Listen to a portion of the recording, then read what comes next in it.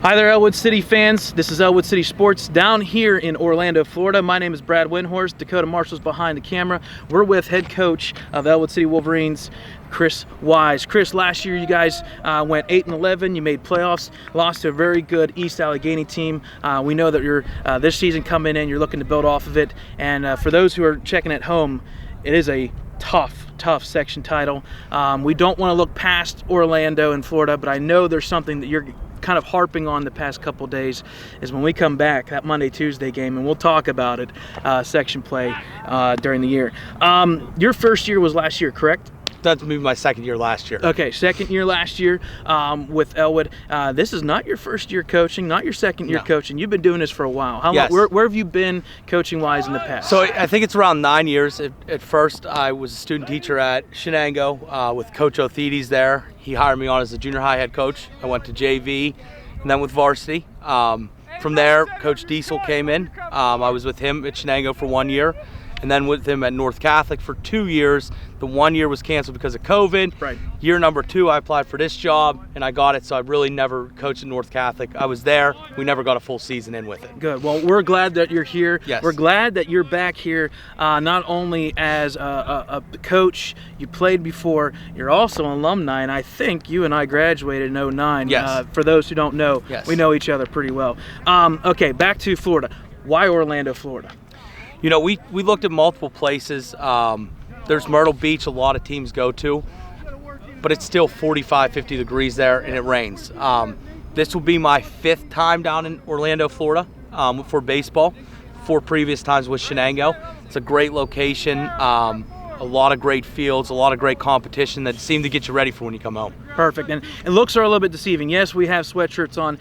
Today is a brisk 60 degrees, but we're looking at the weather the next 2 or 3 days. We're talking 70s. On Wednesday, we're back up in the 84 range. It's going to be beautiful weather. The initial setup-wise, I know KSA Events is the group that you worked with. Yes. How did that work? Choosing the fields and teams. Did you have a partake in it, or was that all KSA? Well, you know, we have a way that we could pick sort of the competition level we play. But they have an athletic director that called me, you know, all through the year with teams that are available. 2 of the teams, I think it's Rye County Day and Hopkins. We played them when we were here at Shenango as well. So there's a lot of teams that are repeat teams coming down. So we'll face some really good competition here this week. Perfect. Talking about this trip down here to Florida, we know that this took some time and process. It was not done just last week. This was a year or 2 in the making. Who do you want to thank back home-wise? You know, first off, I want to thank the community. The parents made this happen. This is not easy. It was a huge undertaking financially to come up with and put the work in. Boosters, Amy Lutz was always on with KSA, organizing everything. It just took a whole community effort. And then the donations and the support from the community and giving back to this program, it means a lot to me, and it means a lot to this team and these kids, and you know, this is a great thing that we're doing at Ellwood. Perfect. Speaking down here, you're down here till Wednesday and Thursday. You're gonna have a practice on Thursday and then head back home. What's the short-term goals here in Orlando? You know, I just talked to my parents back home, and they said it was 22 degrees and it's freezing. I mean, you know, I played in 2009, we were always in the gym. You really aren't getting better in the gym. The kids lose focus a little bit, and I don't blame them. Coaches lose focus in there. We just can't do anything back home. Right. We're able to have a full inter squad here, a full practice. We're going to have games. We don't have to worry about cancellations. We're just trying to get better. We just want to control the controllables and focus on us right now and get better for when we come home. Perfect. And we talked about it just recently. We're wrapping up here shortly with a couple questions. When we come back Monday and Tuesday, again, not going past Orlando, but Monday and Tuesday, you guys come back to Ellwood, barring weather and stuff like that. You guys got Riverside right off the bat.